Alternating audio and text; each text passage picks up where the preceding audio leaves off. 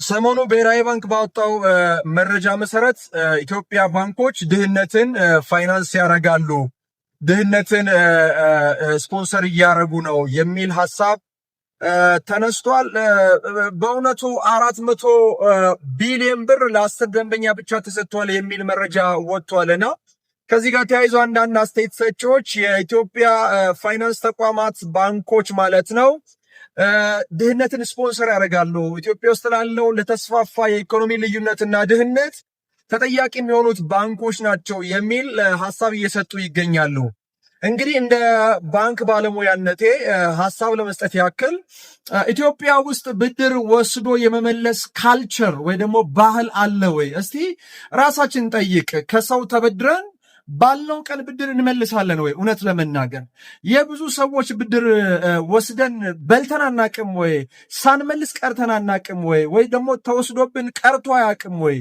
ብድር የመመለስ ካልቸራችን በጣም ደካማ ስለሆነ ነው ለባለ ሀብቶች ብድር በአብዛኛው የሚሰጠው። ምክንያቱም ባለ ሀብቶች ንብረት ያፈሩ ናቸው፣ ስም ያፈሩ ናቸው፣ ረጅም ጊዜ ልምድ አላቸው። ከዚህ አንጻር የህዝብ ገንዘብ ነው የሚሰጣቸው። ስለዚህ የህዝብ ገንዘብ ቢሰጣቸው የመመለስ አቅምም ልምድም አላቸው ከማለት አንጻር ነው ባንኮች ለባለሀብቶች ብድር የሚሰጡት።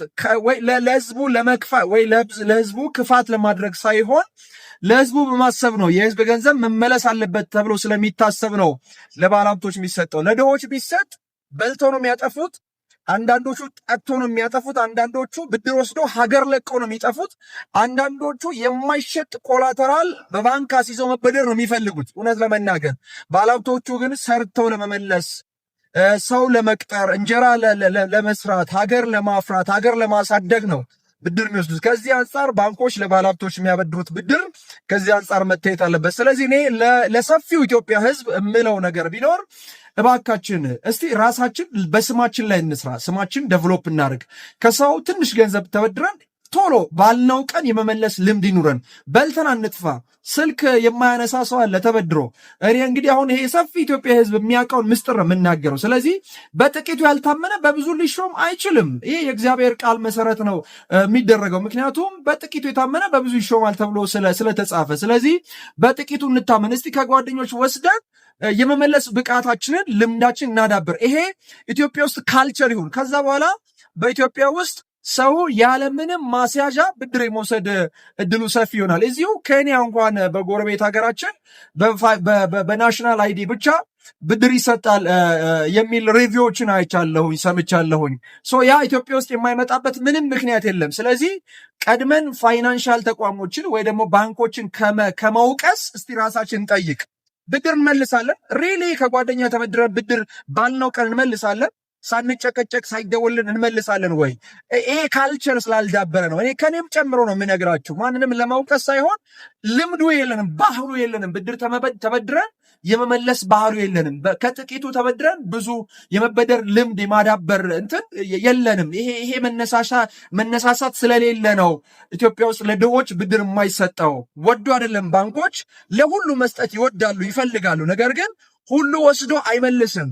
ባለሀብቶቹ እንኳን ብናያቸው ሲበደሩ በጣም በብዙ ጥሩ ነገር አሳይቶ ይበደራሉ። ነገር ግን በተለያዩ ምክንያቶች ወዶም ሳይወዱም በኤክስተርናልም በኢንተርናልም ፋክተር ብድር ቶሎ የመመለስ እንትኑ ትሬንዱ በጣም ዝቅተኛ ከመሆኑ አንጻር ነው።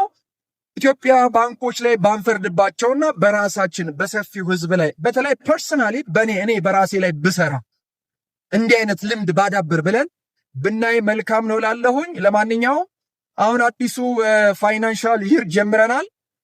ዛሬ ጁላይ 1 ነው። ስለዚህ ብድር እናበድራለን። ባንኮችን ቅረቡ፣ ራሳችሁን ዴቨሎፕ አድርጉ፣ ስቴትመንታችሁ ላይ በደንብ ስሩ፣ ስራችሁን በደንብ ፍሬያማ አድርጉ። ከዚህ ጋር ተያይዘው በነገራችን ላይ ባንኮች የሚያበድሩት ኮላትራል ስላለ ብቻ ሳይሆን ስራው ስላለ ነው። ስራውን ነው ፋይናንስ የሚያደርገው እንጂ ንብረትን አይደለም። አንዳንድ ሰው ንብረት አለኝ፣ ቤት አለኝ፣ መኪና አለኝ፣ ስለዚህ ብድር ስጡኝ ይላል። ብድር የምንሰጠው እንደ ኢትዮጵያ ባንክ ለስራው ነው እንጂ ለኮላተራል ወይ ደግሞ ለንብረቱ አይደለም። ይህንም ትንሽ ግብዓት ለመስጠት ያክል ነው። ከተመቻችሁ ላይክ አርጉ፣ ፎሎ አርጉ፣ ሼር አርጉ። ካልተመቻችሁ ወዳችኋለሁ። ተባረኩ።